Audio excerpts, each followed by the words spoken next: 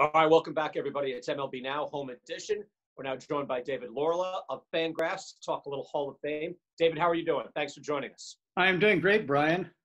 The very different circumstances here. We last talked in the lobby of the winter meetings where there were 1 million people elbow to elbow, and we cannot do that anymore. Yeah, not for now. At some point, not for now. But not for now. Now it's just us, virtually here in the comfort of our own homes. And we do have time to look at things in kind of a broad landscape. And this has been one of my favorite topics, and you just wrote about one subset of it. I'm kind of calling it the lost generation of center fielders. In the last decade, we've had Andrew Jones, Jim Edmonds, Bernie Williams, Kenny Lofton all go to the Hall of Fame ballot. And perception is a funny thing. I know you did a little poll, right, between Andrew Jones and Jim Edmonds in what fans thought or how they stacked them side by side. What did you find, David?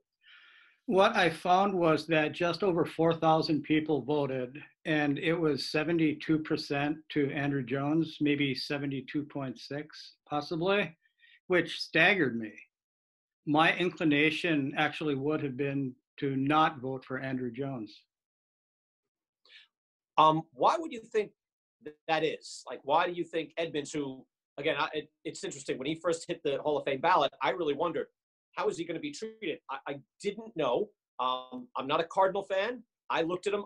He also has a bunch of like 40 homer, 110 RBI seasons. He's got all the different things. He played in a whole bunch of postseasons. He did very well in the postseason. I thought he's going to be a pretty strong candidate, and he wasn't. So why do you think that result? I think to a good extent, Brian, it's fame factor. Andrew Jones was a far more, quote unquote, famous player than Edmonds. Was he the greatest defensive center fielder ever? I mean, that's debatable. But that aside, Edmonds was such a better hitter than Jones, more than I think a lot of casual fans recognize. I stack them up all the time. And, Edmonds, I think, depending on how you use the parameters, I think he's 14th overall in WAR among center fielders. He's around 12th or 13th in OPS plus. And the guys that are above him, a lot of like speedsters like Kenny Lofton or fielders like Andrew Jones, Richie Ashburn, Edmonds is a much better hitter, right? I mean, his OPS plus is 132. He was famous, though. Like, I'd almost dispute that. I mean, I know Jones was in the playoffs every year, but Edmonds was on the Cardinals. He's making diving catches for the Angels for years. He had big moments in the playoffs.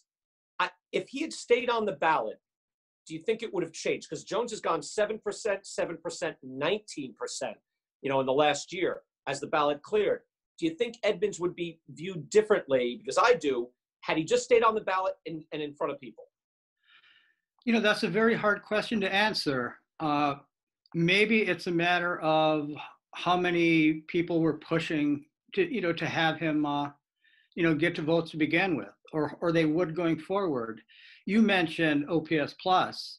In my article, I use weighted runs created plus, and I ran a list of people who were his peers. Jim Edmonds had the same, weighted runs created plus as like George Brett and Wade Boggs, Tony Gwynn. Whereas Andrew Jones pairs like Russell Branyan and Jeff Jenkins.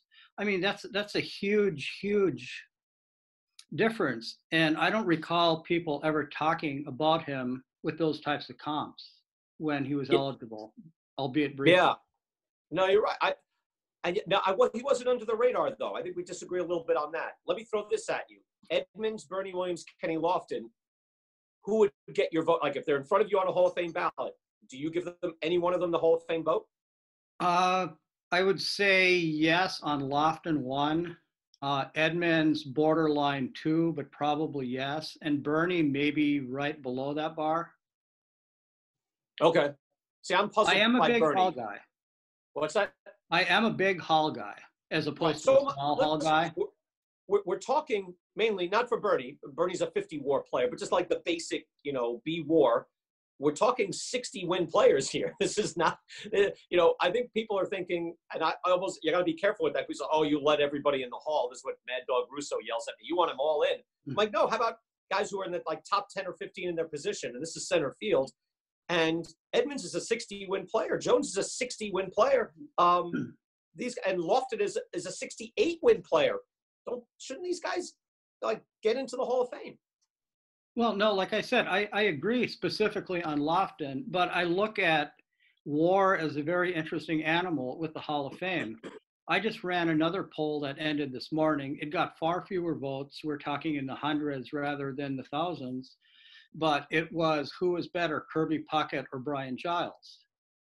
Not surprisingly, Puckett won the vote overwhelmingly, well over 70%. They have the identical baseball reference WAR. And with Fangraphs WAR, Giles has 8 or 10 wins more. Does that mean he was a better player or more deserving of the Hall of Fame than Kirby Puckett? I don't know if there's a right answer to that question. Well, I mean, I use 4 as your basic framework, right? But then, there's other parameters, and that Puckett had a shortened career. Puckett's more in that realm of, like Dizzy Dean, an impact player. He was actually a great player. I thought the Hall made the right call, the voters, in voting him in, even though, right, if you stack up his totals, they're not great. One quick thing on Bernie. If you're the best hitter on a team that wins 4 titles and 6 pennants, actually the best hitter, maybe the best player, right there with Jeter, and that's quantifiable, why didn't that get more play? I don't understand that. Maybe Yankee fatigue, that there were so many Yankees in the Hall of Fame, so many are well known. And Bernie was also a quieter player. He didn't really call attention to himself. He wasn't A-Rod. He wasn't Jeter. He just quietly did his job. Well, that's a shame, isn't it, though? He was just quietly the best player on the most dominant team of the last 60 years, going back to Mantle and Yogi. Anyway, I'll make my pitch for that. Hey, it's MLB bracket presented by DraftKings. Teams are going at it right now, David. I know Yankees and Indians are the big matchup today. You thought the Indians, when you look at the all-time rosters, I thought it was the Tigers. That was kind of my sleeper great team. You had the Indians. Explain. They were my sleeper in part because they have more than great players. Tris Speaker, Napoleon Lajoie, Manny Ramirez. They have some of the greatest hitters all time. But on top of that, they have 5 Hall of Fame pitchers. I don't think any team in baseball can beat that. Hence me thinking that they're very quietly a phenomenal team. Better than a team with Babe Ruth and Lou Gehrig and Joe DiMaggio. That would be an upset, certainly. Yeah. But they have more pitching than the Yankees do. National League tomorrow, the big matchup is Pirates and Reds. Big Red Machine, obviously, with the Reds, and Pirates with some great old-timers. What do you like in that matchup? I don't know that I really like, Brian, one team more than the other, but I would expect a lot of 12-11 games because those teams are the opposite of the Indians. They don't have pitching. I'm fairly certain there's not a Hall of Fame pitcher on either team. Tom Seaver, I guess, spent part of his career in Cincinnati. I guess I would lean Pittsburgh, but again, a lot of high-scoring games. Yeah, a lot of fun to look at some of the old-time teams.